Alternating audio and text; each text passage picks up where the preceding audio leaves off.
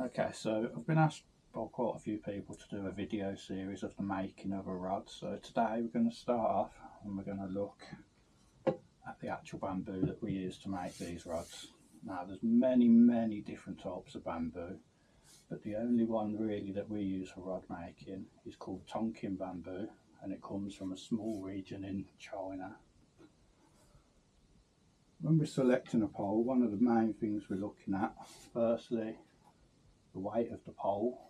This shows that it's got a good fibre depth and lots of power fibres. You'll hear power fibres talked about quite a lot in bamboo, and I'll give a quick demonstration of what these are. So if we take these two poles here, and if we look at the end of them, so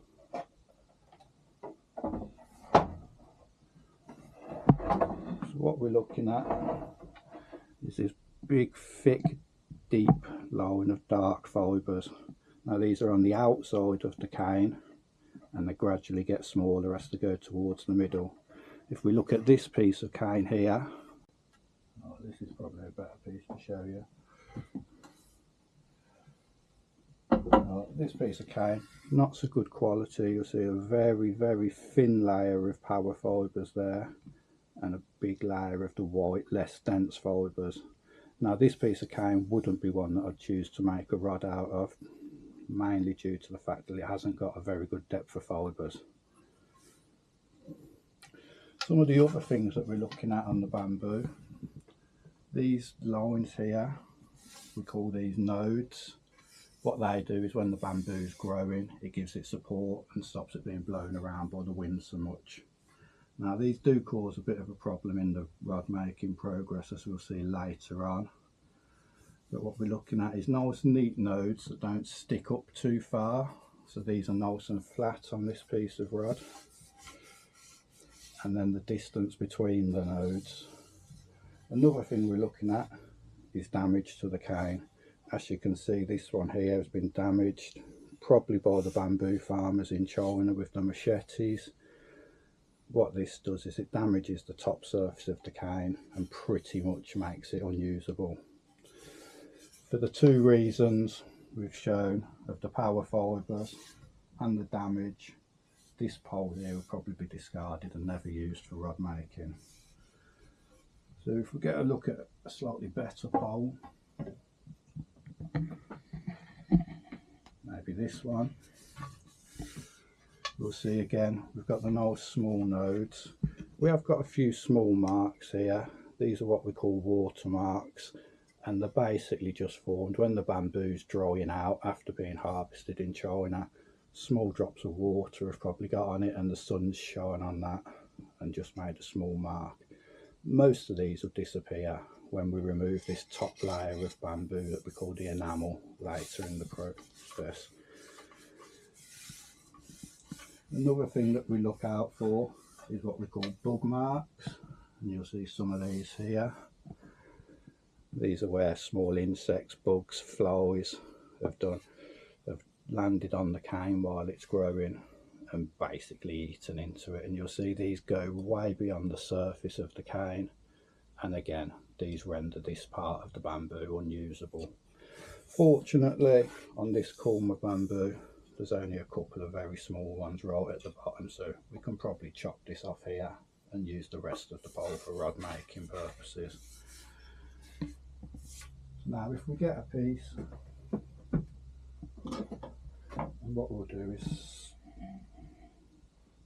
we'll split it in half, and I'll show you what the inside of a piece of this bamboo looks like. So we're going to use a splitting knife, and we're going to use a very wedged knife. What we want this to do is split the bamboo rather than cut it. So we start off with a thin edge and it's wedge shaped, so it will split the bamboo rather than cut it. And if we put this in here, we'll give it a few sharp taps, and once we've split it beyond the first node, and we can give the knife just a little twist, and then basically pull it apart by hand. Again, what you'll see inside the bamboo, again, these are what we call the nodal dams. These correlate with the nodes on the outside of the bamboo, and they provide it with strength. You'll see these going all the way along the bamboo. And what we'll do is we'll knock these out before we split the bamboo up in pieces. And again, this stuff inside is quite soft. Another thing that we'll notice looking at the bamboo, it's got what we call a layer of enamel on it. So at this moment, we can't see any of the grain of the bamboo that you'll see in the finished rods. And this is just a very thin layer of what we call enamel. And at some point in the rod making progress, we'll gently scratch this off. And you'll see when we scratch this off, a lot of these small imperfections will disappear with it. So if we just use a blade, you'll notice the enamel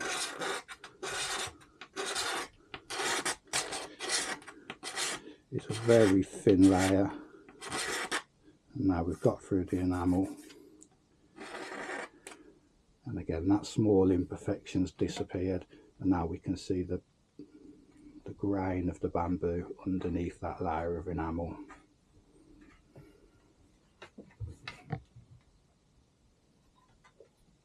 Okay, so another thing I like to do before I start building a rod out of a corner bamboo is, after I've split it, I'll get a strip and we'll perform what's called a break test on it.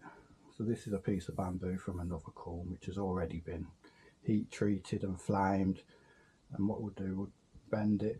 As you can see, it's got quite a lot of stiffness to it. It returns back nicely, and now we're going to break it.